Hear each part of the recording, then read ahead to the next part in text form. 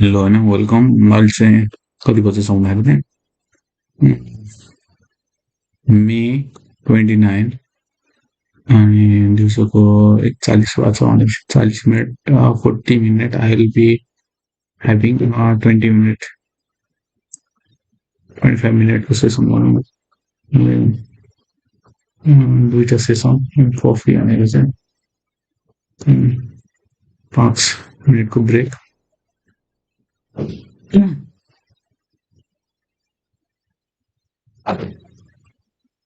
this will be like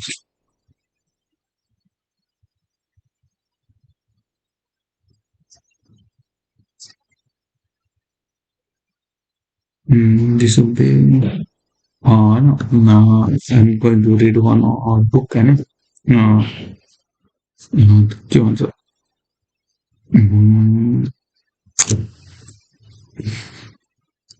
one productivity book होइन the power of now अनि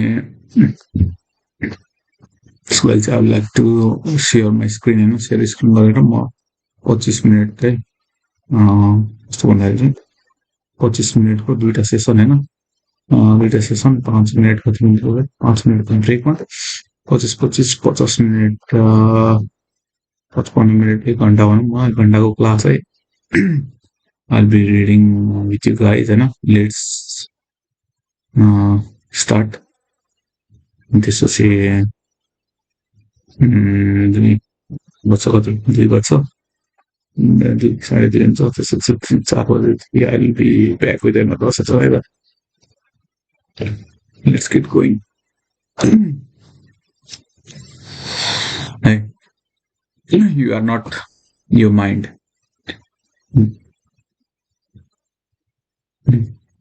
the greatest obstacle to enlightenment what is that a beggar had been sitting by the side of the road for over 30 years. One day, strangers walked by, heard some change, but the beggar, mechanically holding out his old baseball cap. I have nothing to give you, said the stranger. Then he asked, "What's that you are sitting on?" "Nothing," replied the beggar. "Just an old box. I have been sitting on it for as long as I can remember." Ever looked inside? Asked the stranger. "No," said the beggar. "What's the point? There's nothing in there." "Have a look inside," said the stranger. The beggar managed to pry open the lid with stone, astonishment, disbelief, and elation. He saw that the box was filled with gold. "I am that stranger who has nothing to give you, and who is telling you to look inside." Not inside any box. He's in the parable, but somewhere even closer inside yourself. "But I am not a beggar," I can hear you say. "Those who have not found their true wealth, which is the radiant joy of being and the deep, unshakable peace that comes with it, are beggars. Even if they have a great material wealth, they are looking outside for the scraps of a pleasure or fulfillment, for a validation, security, or love, while they have a treasure within that not only includes all those things, but is infinitely greater than anything in the world can offer." The word enlightenment conjures up the idea of some superhuman accomplishment, and the ego likes to keep it that way. But it is simply your natural state of felt onions with being. It is a state of connectedness with something immeasurable and indestructible, something that almost paradoxically is essential you, and it is much greater than you. It is finding your root nature beyond name and form. This inability to feel this connectedness gives rise to the illusion of separation from yourself or from the world around you. You then perceive yourself, consciously or unconsciously, as an isolated fragment. Fear arises and conflict within the and without become the norm. I love the Buddha's simple definition of enlightenment as the end of suffering. There is nothing superhuman in that, is there? Of course, is a definition. वो एक phrase को 3 minute में पढ़ेंगे 7 minute में. Of course, as a definition, it is complete. It is incomplete. It only tells you what enlightenment is not suffering. But what's left when there is no more suffering? The Buddha is silent on that, and his silence implies that you will have to find out for yourself. He uses a negative definition so that the mind cannot make it into something to believe in or into a supreme accomplishment, a goal that is impossible for you to attain. Despite the precautions, the majority of the Buddhists still believe that enlightenment is for the Buddha, not for them, at least not in this lifetime. You use the word being. Can you explain what you mean by that? Being is an eternal, ever present, one life beyond the myriad forms of life that are subject to birth and death. However, being is not um, only beyond, but also deep within every form as its innermost, invisible, and indestructible essence. This means that it is accessible to you now as your own deepest self, so your true nature, but don't seek to grasp it uh, with your mind. Don't try to understand it. You can now, you can know it only when the mind is still, when you are present, when your attention is fully and intensely in now. Being can be felt, but it can never be understood mentally. To regain awareness of being and to abide in that state of fulfilling realization is enlightenment. Being is an internal, ever present, one lies beyond the mere forms of life and they are subjected to birth and death. Our being is not only beyond, but also deep within every form, as is innermost, invisible, and indestructible essence. This means that it is accessible to you now as your own deepest self, your true nature. But don't seek to grasp it with the mind. Don't try to understand it. You can know it only when the mind is still. You are present when you are present. When your attention is fully and intensely in now, being can be felt, but it can never be understood mentally. To regain awareness of a being and to abide in that state of feeling, realization is enlightenment. When you say being, are you talking about the God? If you are, then why don't you say it? The word God has become empty of meaning through thousands of years of misuse. I use it sometimes, but I do sparingly. By misuse, I mean that people who have never been given, never even glimpsed the realm of the sacred, the infinite vastness beyond the world, use it with great conviction, as if they knew what they are talking about, or they argue against it as if they knew what it is that they are denying. The misuse gives rise to absurd beliefs, a certain assertion and egoistic delusion, such as my or our God is the only true God and your God is false, or Nietzsche's famous statement, God is dead. The word God has become a closed concept. The moment a word is uttered and the mental image is created, no longer perhaps of an old man with a white beard, but still a mental representation of someone or something outside you. And yes, almost inevitable by male, someone or something. Neither God nor being nor any other word can define to explain the ineffable reality behind the word. So the only important question is whether the word is a help or a hindrance in enabling you to experience that towards which it points. Does it point beyond itself to that transcendent reality, or does it lend you itself too easily to becoming no more than an idea in your head that believe in a mental idiot? The word being explains nothing, but not does God.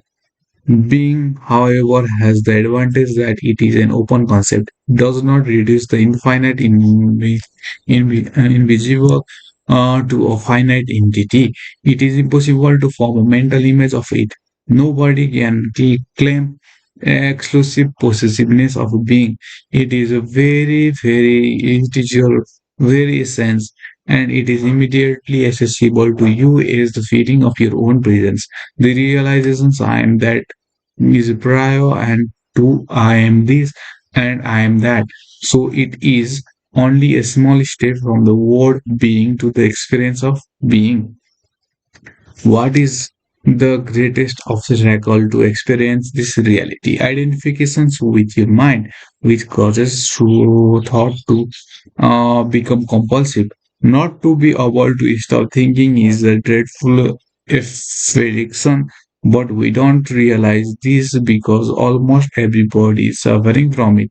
So it is considered normal. This incessant mental noise prevents you from finding that realm of inner stillness that is inseparable from being. It also creates a false mind-made self that cast a shadow of fear and suffering. We will look at all that in one more detail later. The philosopher Descartes believed that he had found the most fundamental truth when he had made his famous statement, I think, therefore I am. He had in fact given expression to the most basic idea to equate thinking with being and identity with thinking. The compulsive thinker, which means almost everyone, lives in a state of apparent separateness in an insanely complex world of continuous problem and conflict, a world that reflects the ever increasing fragment of the of mind. Enlightenment is a state of wholeness, of being at one and therefore at peace, at one with life in its manifested aspect, the world as well as you with your deepest self and the life manifested on manifested at one with being. Enlargement is not only the end of suffering and of a continuous conflict within and without, but also the end of the dreadful enslavement to incessant thinking. What an incredible liberation it is. Identification with your mind creates an opaque screen of concept, labels, images, words, judgment, and definitions that blocks all true relationship. It comes between you and yourself, between you and your fellow man and woman, between you and nature, between you and God. It is this screen of thought that creates the illusion of separateness, the illusion that there is you and a totally separate other. You then forget the essential fact that underneath the level of physical appearances and separate form, you are one with all that is. By forgot, I mean that you are no longer feel this oneness is self-evident reality. You may believe it to be true, but you no longer know it to be true. Or believe may be for comforting only through your own experience. However, does it become liberating? Thinking has become a disease. Disease happens when things get out of balance. For example, there is nothing wrong with the cell dividing and multiplying in the body, but when this process continues in disregard of the total organism, cells proliferate and we have disease. The mind is a superb instrument if used rightly. Used wrongly, however, it becomes very destructive to pull it more accurately. It is not so much that you can use your mind wrongly. You usually don't use it at all. It uses you. This is disease. The mind is a superb instrument if used rightly. Used wrongly, however, it becomes very destructive. To pull it more accurately, it is not so much that you use your mind wrongly. You usually don't use it at all. It uses you. This is the disease. You believe that you are a mind your mind. This is a delusion. The instrument has taken you over. I don't quite agree. This is true that I do a lot of aimless thinking like most people, but I can still choose to use my mind to get and accomplish things. And I do that all the time. Just because you can solve a crossword puzzle or build an atom bomb does not mean that you use your mind. It just as dog loves to chew bones. The mind loves to get its teeth in problem. Oh, that's why it does crossword puzzles and builds atom bombs. You have no interest in either. Let me ask you this. Can you be free of your mind whenever you want to? How you found the off button? You mean stop thinking altogether? No, I can't. Except maybe for a moment or two. Then the mind is using you. You are unconsciously identified with it, so you don't even know that you are its slave. It's almost as if you were possessed without knowing it. And so you take the possessing entity to be yourself. The beginning of the freedom is the realization that you are not the possessing entity, the thinker. Knowing this enables you to dissolve the entity. The moment you start watching a thinker, a higher level of consciousness becomes activated. You then begin to realize that there is a vast realism of intelligence beyond thought. That thought is only a tiny aspect of that intelligence. You also realize that all the things that truly matters, beauty, love, creativity, joy, inner peace, arises from beyond the mind. You begin to awaken. Freeing yourself from your mind. What exactly do you mean by watching the thinker?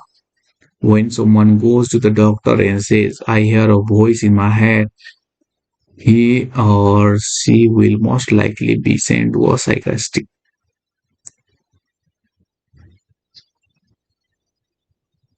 The fact is that, in a very similar way, virtually everyone hears a voice or several voices in the head all the time. The involuntary thought processor that you don't realize you have the power to stop continuous monologues or dialogues.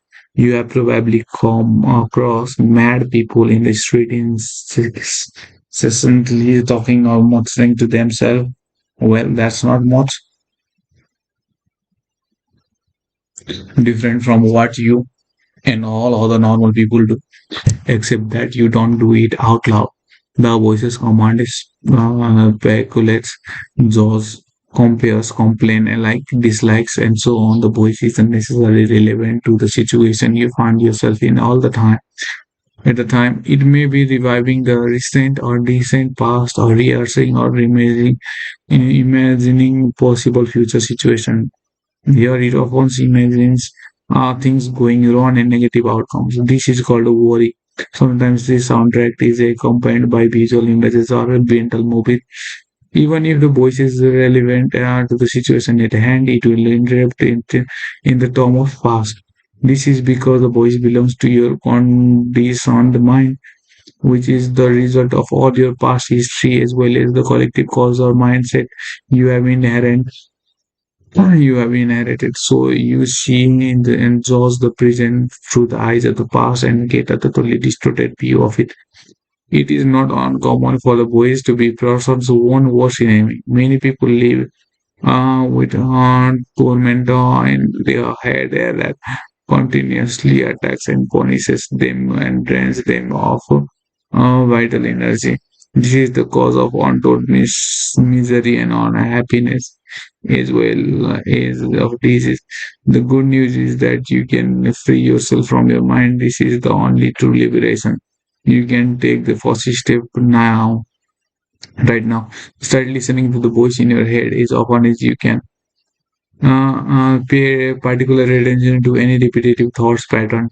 Those old gramophone records that have been playing in your head perhaps for many years. This is what I mean by watching the thinkers. Watching the thinkers, voice is another way of saying listen to your voice in your head. Be there as a witnessing presence. When you listen to that voice, listen to it partially. This is to say, do not judge or condemn the what you hear for doing so. What so would mean that the same voice has come in again through the back door. You will soon realize there is a voice, and I'm listening to it, watching it. This is I'm realizing.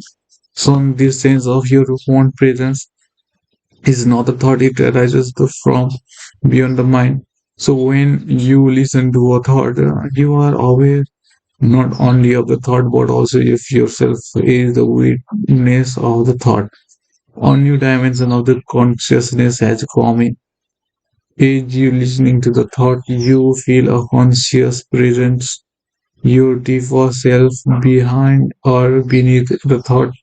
As it way, the thought then loses its power over you and quickly subsides because you are no longer energizing the mind through identification with it. This is the beginning of the end of involuntary and compulsive thinking. When a thought subsides, you experience a discontinuity in the mental stream. A god of no mind it's fast. The gaps will be short a few seconds for us, but gradually they will become longer. When the gap occurs, you can feel a certain stillness and peace inside you. This is the beginning of your natural state of a felt oneness with being, which is usually obscured by the mind with practice. The sense of stillness with and peace will depend. In fact, there is no end to its depth. You will also feel a soft, subtle mm, emanations of joy rising from deep within the joy of being. It is not a trance-like state, not at all. There is no loss of consciousness here. The opposite is the case.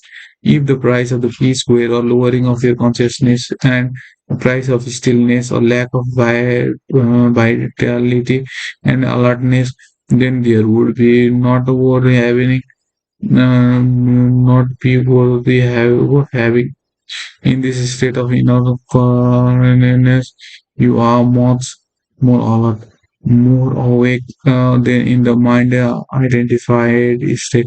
You are fully present. It also rises the vibrational frequency of the energy field that gives life to the physical body. As you go more deeply into the this realm of no mind, is it is sometimes called in the East, you realize the state of the pure consciousness. In this state, you feel your own presence with such intensity and such joy that all thinking, all emotions, your physical body as well as the whole external world becomes relatively insignificant in comparison to it.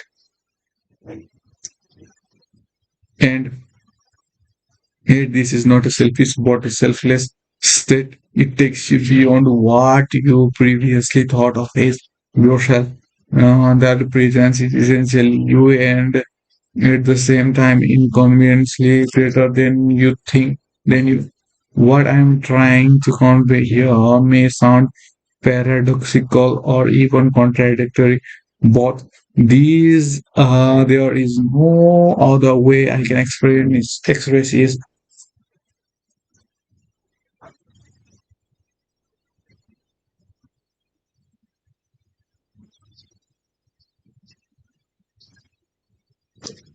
What I can say, instead of watching the fingers, you can also create a gap in the mind stream simply by directing the focus of your attention into the now.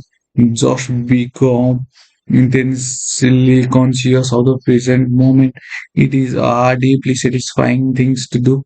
In this way, you draw consciousness away from mind activity and create a gap of no mind and in which you are highly alert and aware of but not thinking. This is the essence of meditation. In your everyday life, you can practice this by taking and rooting actively. that normally is only a means to an end, and giving it your fullest attention so that it becomes an end in itself. For example, every time you wake up, walk up and down the stairs in your house or place, pay close attention to every step, every moment, even your breathing. Be totally present. When you wash your hands, you pay attention to all the sense perceptions associated with the activity, the sound and the feel of the water, the movement of your hands, the scent of the soap, and so on. Or when you get into your car, uh, the you close the door, pause for a few seconds and observe the flow of your breath. Become aware of a silent but powerful sense of presence. There is one certain uh, criteria by which you can measure your success in this practice, the degree of peace that you feel within. So, the single most vital step on your journey towards enlightenment is this learn to this identify from your mind.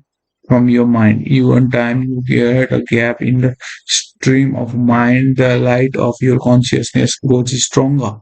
Time you create a gap in the system of mind, one day you may catch yourself smiling at the voice in your head as you would smile at the index of the child.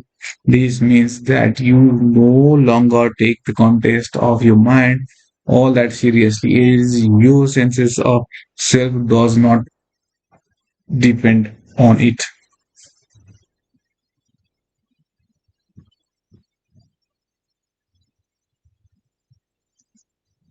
So 85 by 4.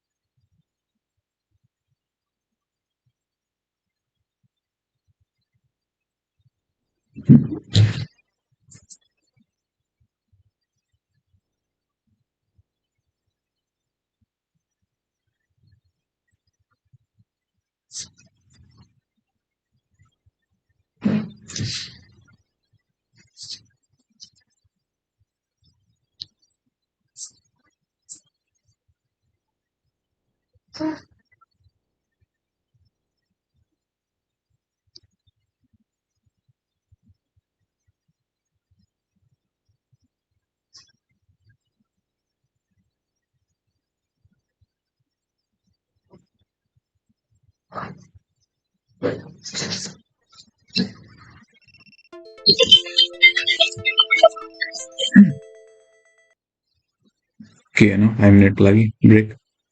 Ini now I like to create as magic on the Google Calendar. Okay, ini nilai itu tahu mana? Ini ada sebagai keyword I like to create one person. Um,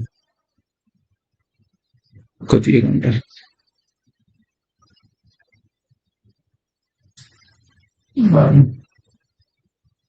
45 to 45.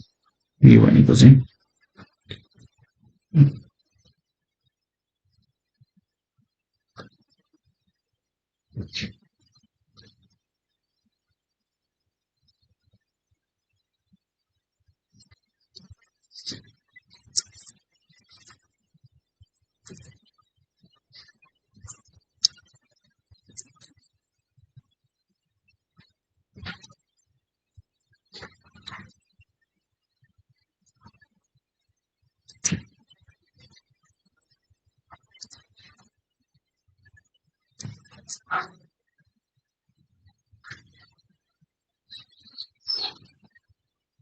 Mesti kok ya. Ini pendapatan. साढ़े 10 থেকে 11:30 বছর সময় it is I think every day.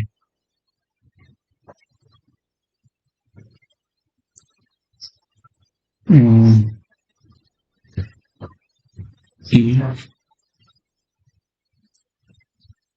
because the life Sessions. Um, I will minus session something. You continue. Follow me already. You will repeat. It repeat daily.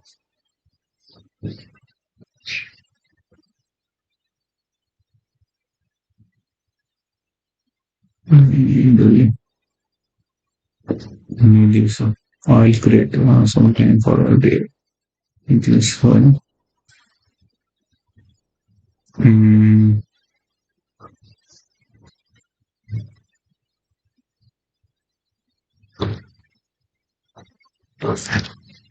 I think I will have some gravity.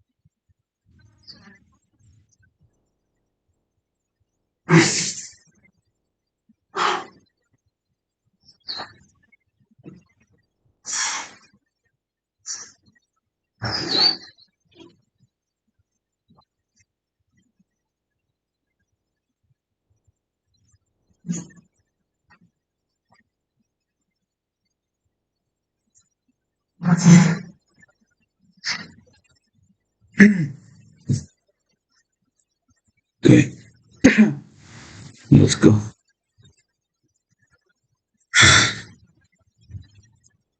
Uh, but 소재 없어서네. So, isn't thinking essential in order to survive in this world? Your mind is an instrument or tool. If it is there to be used for a specific task, and when the task is completed, you lay it down as it is.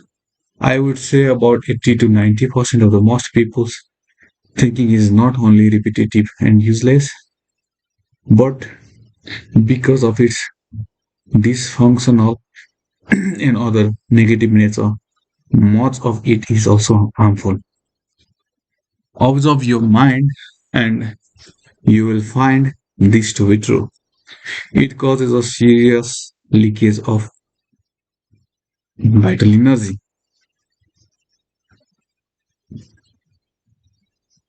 This kind of compulsive thinking is actually an addiction. What characterizes An addiction, quite simply this. You no longer feel that you have the choice to stop. It seems stronger than you. It also gives you a false sense of pleasure. Oh, lol. This kind of compulsive thing is actually an addiction. What characterizes an addiction? Quite simply, this: you no longer feel that you have the choice to stop. It seems stronger than you. It also gives you a false sense of pleasure that invariably turns into pain. Why should we be addicted to thinking? Because you are identified with it, which means that you are derive your sense of you derive your sense of self from the content and activity of your mind, because you believe that you would cease to be if you stop thinking. As you grow up, you form a mental image of who you are based on your personal and causal conditioning. We may call this a phantom self, the ego. It consists of a mind activity and can only be kept going through the constant thinking. The term ego means different thinking to different people, but when I use it here, it means a false self created by conscious, unconscious identification with the mind. To the ego, the present moment hardly exists. So the ego for the moment only exists only past and the future are considered important. This dimension of the truth accounts for the fact that in the ego mode, the mind is so dysfunctional. It all always concerned with keeping the past alive, because without it, who are you? It constantly projects itself into the future to ensure it continue survival and to seek some kind of release or fulfillment there. It says one day when this, that, or that happens, or that happens, I'm going to be okay, happy, and peace. Even when the ego seems to be concerned with the present, it is not the present that it sees. It perceives, it comes with this.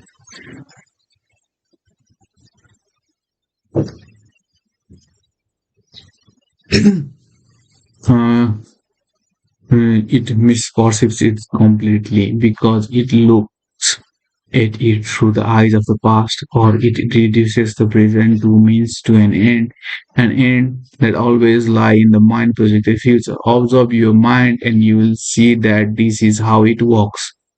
The present moment holds the key to liberation, but you cannot find the present moment as long as you are your mind. I don't want to lose my ability to analyze and discriminate. I wouldn't mind learning to think more clearly in a more focused way, but I don't want to lose my mind. The gift of thought is that the most precious thing we have. Without it, we would just be another species of animal. The predominance of mind is no more than a stage in the evolution of consciousness. We need to go to the next stage now as a matter of urgency. Otherwise, we will be destroyed by mind, which has grown into a monster.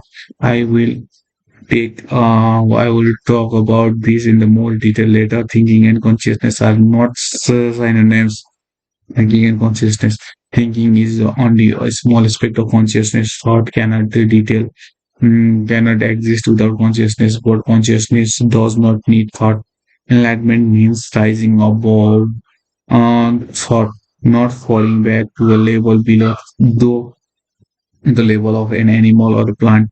In the enlightenment state, you still use your thinking mind when needed, but in a much more focused and effective way than before. You use it mostly for practical purposes, but you are free from the involuntary internal dialogue.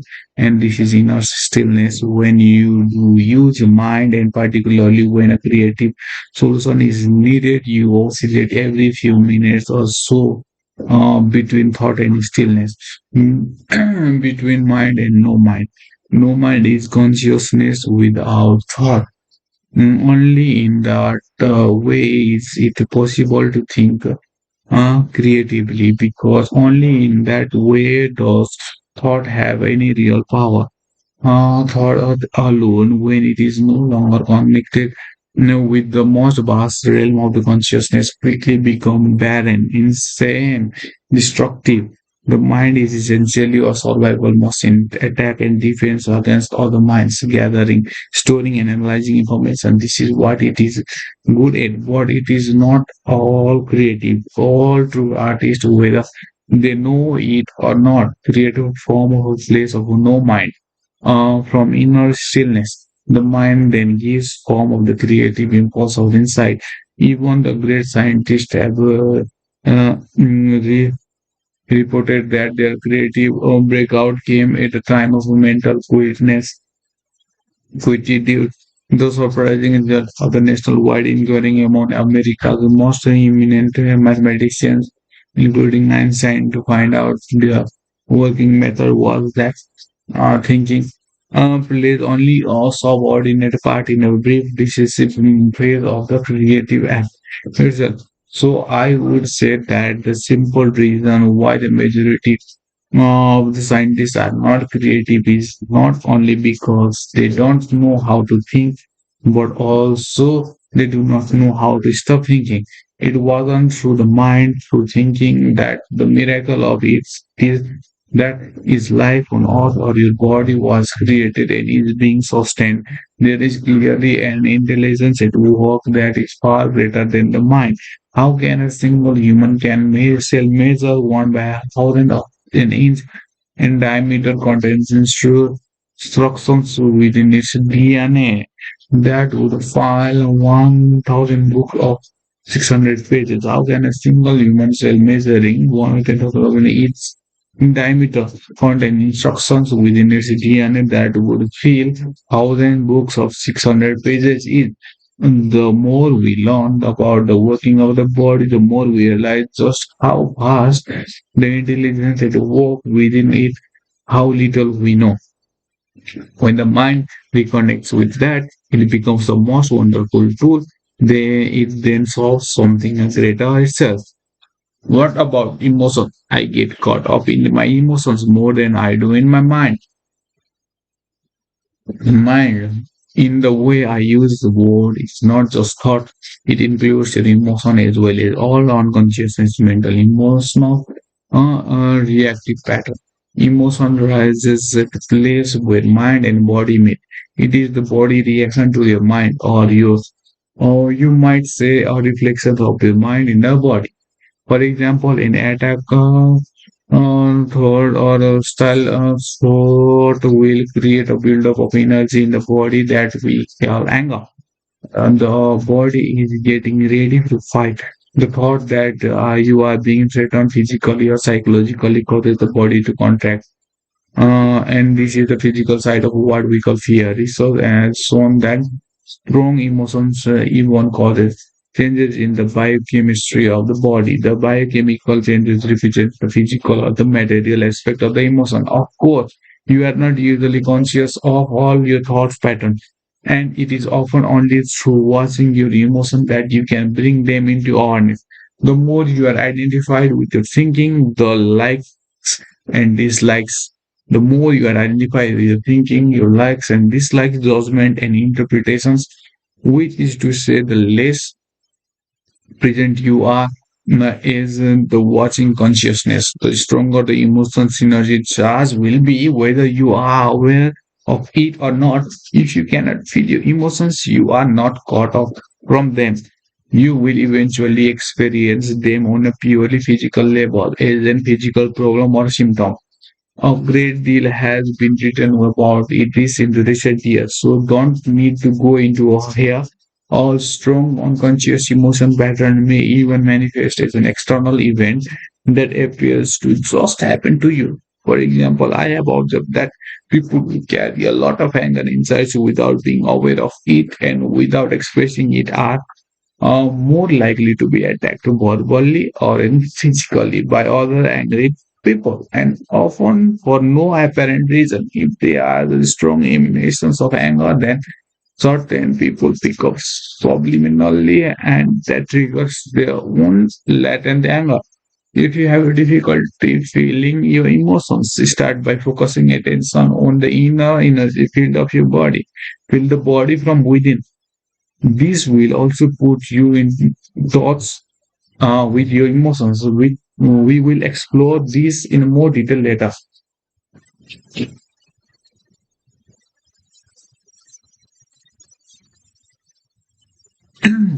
You said that an emotion is a mind's reflection in the body, but sometimes there is a conflict between the two.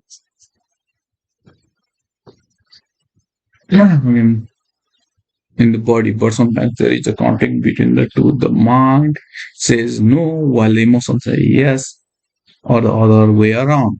You say there is an emotion, you say that an emotion is the mind reflections in the body, but sometimes there is a conflict between the two. Mind says no, while emotions say yeah, or the other way around. If you really want to know your mind, the body will always give you a truthful reflections. So look at the emotions, or rather feel it in your body. If there is an apparent conflict between them, the thought will be the lie. The emotions will be the truth, not the ultimate truth of who you are, but the relative truth of your state of mind at the time. Conflict between surface thoughts and unconscious mental processes is certainly common. You may not yet be able to bring your conscious unconsciousness mind actively into awareness thought, but it will always be reflected in the body as an emotions. And of this you can be all become aware. To watch an emotions in this way is basically the same as listening to or watching a thought, which I described earlier. The only difference is that while a thought is in your head and emotion has a strong physical component and so is primarily felt in the body, you can then allow the emotions to be there without being controlled by it. You no longer are the emotions, you are the watcher, the observing presence. If you practice this, all that is unconscious, you will be brought into the light of consciousness. So observing our emotions is as important as observing our thoughts. Yes, make it a habit to ask yourself what's going on inside me at this moment. The questions will prove you in the right direction, but don't analyze. Just watch. Focus your attentions with it. Feel the energy of the emotion. If there is no emotion present, take your attentions more deeply into the inner energy field of your body. It is the doorway into being. An emotion usually represent an amplified and energized thought pattern, and because of it often overpowering energetic charge, it is not easy initially to stay present enough to be able to watch it. It wants to take you over, and it usually succeeds only unless there is enough presence in you. If you are pulled into unconscious identification with emotions, so lack of the presence, which is normal, the emotion temporarily becomes you. Often a vicious circle build up between your thinking and the emotions they feed each other. The thought pattern creates a magnified reflections of itself in the form of the emotions, and the vibrational frequency of the emotion keeps feeding the original thought pattern by dwelling mentally on the situations, even or event or persons that is fear worship because of the emotions. The thought feeds energy to the emotions, which in turn energizes the thought pattern, and so on. Basically, all emotions are modifications of one primordial, undifferentiated emotions that has its origins in the loss of awareness of who you are beyond the name of the form. Because of its undifferentiated nature, it has hard to find name that precisely describe this emotion. This emotion here comes out, but apart from the continuous sense of state, it also includes a deep sense of abandonment and incompleteness. It may be best to use a term that is in undifferentiated as the basic emotions as simply the pain. One of the main tasks of the mind is to fight or remove the emotional pain, which is one of the reasons for the is incessant activity. But all it can ever achieve is to cover it up temporarily. In fact, the harder the mind struggles to get rid of the pain, the greater the pain. The mind can never find a solution, nor can it afford to allow you to find a solution because it is itself an intrinsic part of the problem. Imagine a chief of a police trying to find an arsonist when an arsonist is the chief of the police. You will not be free of that pain until you cease to deliver your sense of self from identifications with the mind, which is to say, from ego. The mind is then coupled from its place of power of being, repels itself as your true nature. Yes, I know what you are going to ask. I was going to ask what about positive emotions such as love and joy? They are inseparable from your natural state of the inner connectedness with being. Glimpses of love and joy or brief moments of deep peace are possible whenever a gap occurs in the stream of thought. For most people, such gaps happen rarely and only accidentally. In moments when the mind is renderedness, speechless, sometimes triggered by great beauty, extreme physical extractions, or even great danger, suddenly this is the inner stillness, and within that stillness, there is a subtle but intense joy, there is love, there is peace. Usually, such moments are short lived, as the mind quickly resumes its noise making activities that we call thinking. Love, joy, and peace cannot flourish until you have freed yourself from your mind dominance. Love, joy, and peace cannot flourish until you have freed yourself from the mind dominance. But you are not what I would call emotions. They lie beyond the emotions on much deeper level. So you need to become fully conscious of your emotions and be able to feel them before you feel can feel that what lies beyond them. Emotions really means disturbance. The word comes from the Latin "imorve", meaning to disturb. Love, joy, and peace are a deep state of being. Or rather, the word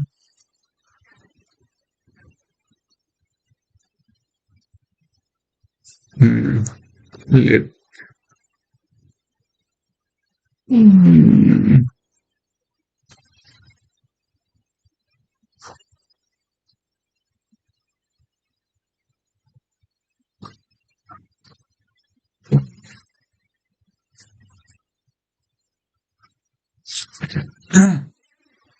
the word comes from the Latin "immovere", meaning to disturb.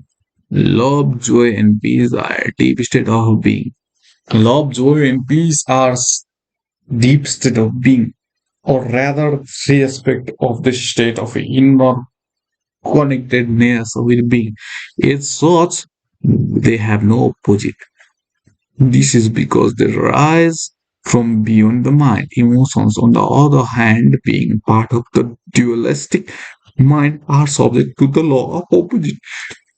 This simply means that you cannot have a good without bad. So, then the mind identified conditions, what is sometimes wrongly called joy is the usually short-lived pleasure side of the continuously alternating pain pleasure cycle. Pleasure is always delivered from with something inside you, whereas joy arises from within. The very thing that gives you pleasure today will give you pain tomorrow, or it will leave you, so its absence will give you pain. And what is often referred to as love may be pleasurable and exciting for a while, but it is an addictive clinging. Love, what is referred to as love, may be pleasurable and exciting for a while, but it is an addictive clinging, an extremely needy condition that can be turned into the opposite at the flicks of the switch. Many love relationship after the initial euphoria has passed actually oscillate between love and hate, attraction and attack. Real love doesn't make you suffer. How could it? It doesn't suddenly turn into hate, nor does real joy turn into pain. As I said, even before you were enlightened, before you have freed yourself from your mind, you may get a glimpse of true joy, true love, or of a deep inner peace, still but vibrantly alive. These are aspects of your true nature, which is usually obscured by the mind. Even within a normal addictive relationship, there can be moments when the presence of something more genuine, something incorruptible, can be felt, but these will only be glimpses, soon to be covered up again through the mind interference. It may then seem that you had something very precious and lost it, or your mind may convince you that it was all an illusion anyway. The truth is that it wasn't an illusion, and you cannot lose it. It is a part of your natural state, which can be obscured but can never be destroyed by the mind. Even when the sky is heavily overcast, the sun hasn't disappeared. It's still there on the other side of the cloud. Buddha says that the pain or suffering arises through the desire of craving, and that to be free of pain, we need to cut the bonds of the desire. All cravings are the mind seeking salvations or fulfillment in external things, and in the future as a substitute for the joy of being. As long as I am my mind, I am those cravings, those needs, want, attachments, and aversions, and apart from them, there is no I, except as a mere possibility, as a mere is a mere possibility, an unfulfilled potential, a seed that has yet to be sprouted. In that state, even my desire to become free or enlightened is just another craving for fulfillment or completion in the future. So don't seek to become free of a desire or achieve enlightenment. Become present. Vidya is the observer of the mind. Instead of quoting the Buddha, be the Buddha, be the awakened one, which is what the word Buddha means. Humans have been in the grip of a pain for eons, ever since they feel from the state of grace, entered the realm of time and mind, and lost awareness of being. At that point, they started to perceive themselves as meaningless fragments in an alien universe, unconnected to the source and to each other. Pain is inevitably as long as you are identified with your mind, which is to say, as long as you are unconscious, spiritually speaking. I am talking here primarily of emotional pain, which is also the main cause of physical pain and physical disease. Uh, Resentment, hatred, self-pity, guilty, anger, depression, jealousy, and so on. Even the slightest irritations are all form of pain, and every pleasure or emotional high contains within itself the seed of pain. It's inseparable.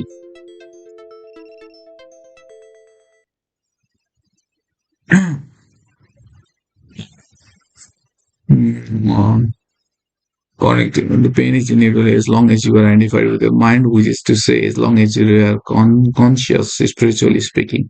I'm talking about here primarily of the emotional pain, which is also the main cause of the physical pain and the physical disease.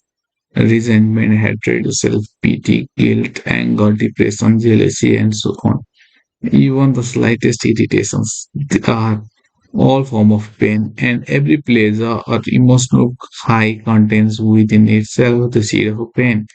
It is inseparable opposite, which will manifest in time. Anybody who has ever taken drugs to get high will know that the high eventually turns into low. that the pleasure turns into some form of pain.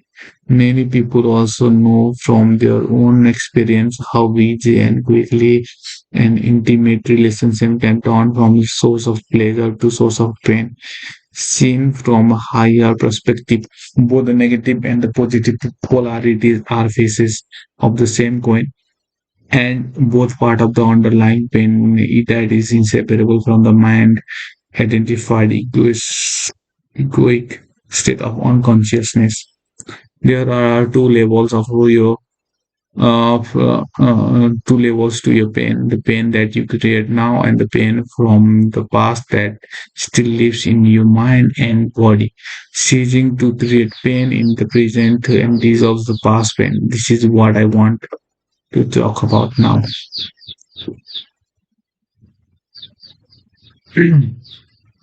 Okay,